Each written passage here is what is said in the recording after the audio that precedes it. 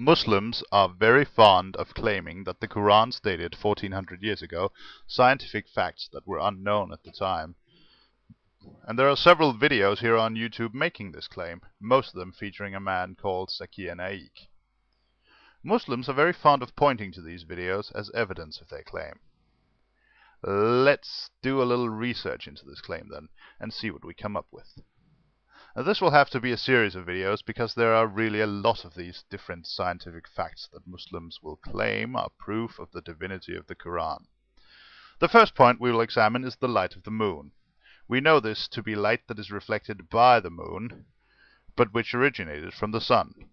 Now, the Muslim claim here is that Allah knew this 1400 years ago, and that He told Muhammad, who included it in the Quran in Surah 71, ayah 15 and 16, and who could not possibly have known otherwise. And that this, of course, proves the Quran is the Word of God. Well, Aristotle knew this about 350 years BC, that the moon only reflected the light of the sun. So this one's fairly easy to shoot down. In fact, Aristotle used this as evidence in an entirely different discussion, which we'll get back to. So we can probably assume that even before this time, the reflection of light by the moon was a well-established fact. Now next, we have the matter of the shape of the earth. The Quran has a verse in Surah 79, ayah 30, which has been translated in various ways. This claim is based on a relatively new translation, which reads, "He made the earth egg-shaped." Older translations read, "And the earth moreover hath he extended to a wide expanse."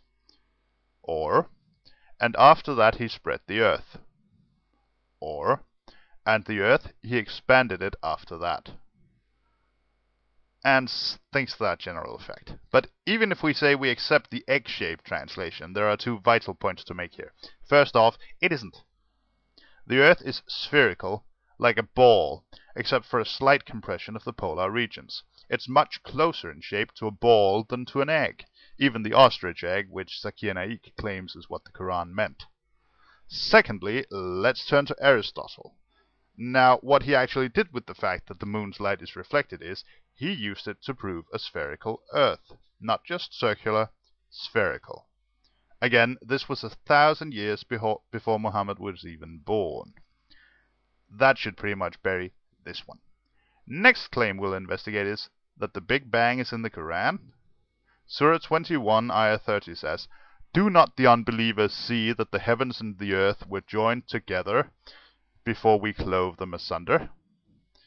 Yet in Surah 41, ayah 11 it says, "Then he turned to the heaven, which was only smoke at that time.